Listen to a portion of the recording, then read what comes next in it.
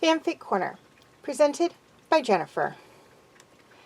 Not So Well, Part 1.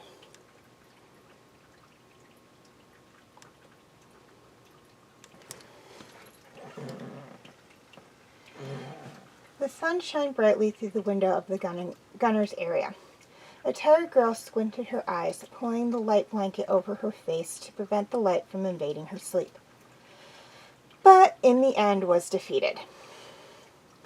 Omega groggily wrapped the blanket around her body, shuddering when the piece of fabric shifted, leaving her skin exposed for a few brief seconds. Her eyes fought the intense sleepiness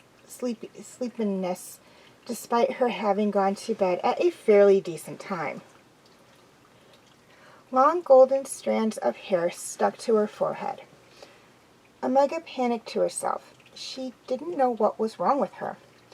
Not only was she freezing cold with sweat dripping down her neck, but her throat was raw as well, causing her pain when she swallowed. Her heart skipped a beat when there was a soft knock on the wall of the ship just outside her room. "Omega, are you up?" Echo's calming voice asked. He had put himself in charge of making sure the young clone went to bed and woke up on a tight schedule. Omega silently cleared her throat before even thinking about answering. "Yeah, I'm up. Sorry, I was just really tired," she said, back doing her best to sound normal. It was hard with her throat feeling like sandpaper. "All right. Come on and join us for breakfast. We have work to do today."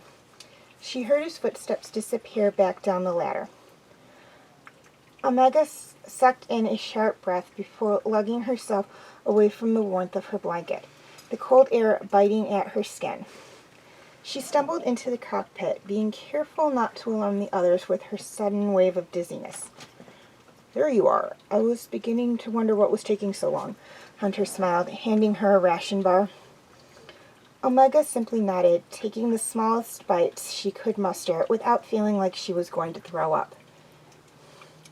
"Sid has another brief mission for us.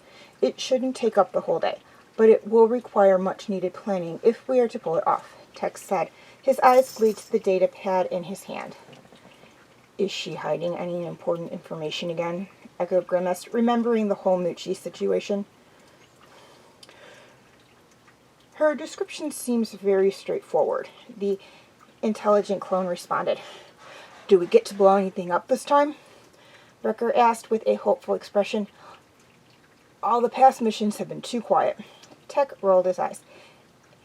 "That's a good thing, Wrecker. We don't need the additional attention." "Omega, are you all right?" He stopped mid-sentence upon seeing the youngest member's face pale. The rest turned their heads in her direction. "Omega?" Hunter drawled out, his face twisted in concern.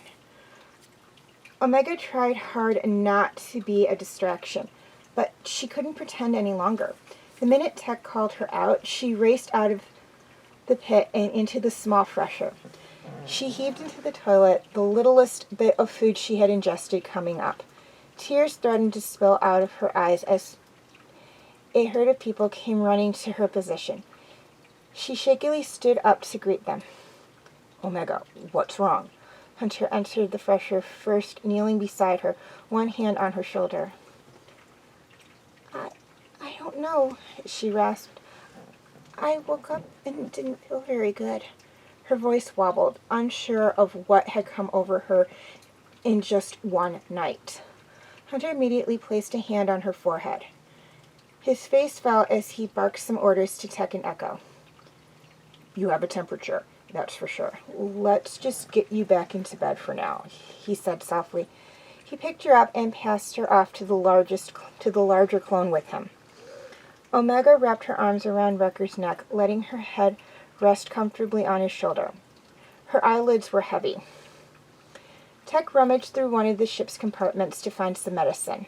He was glad they still had some. He grabbed the pill container and made his way back to the back of the Marauder. This should help with any pain she may be experiencing, he said, handing Hunter 2 round pills. Echo came in seconds later, holding a cup of water. Hunter looked to Wrecker, who was holding a sleeping Omega. He hated to be the one to wake her, but she had to take the medicine.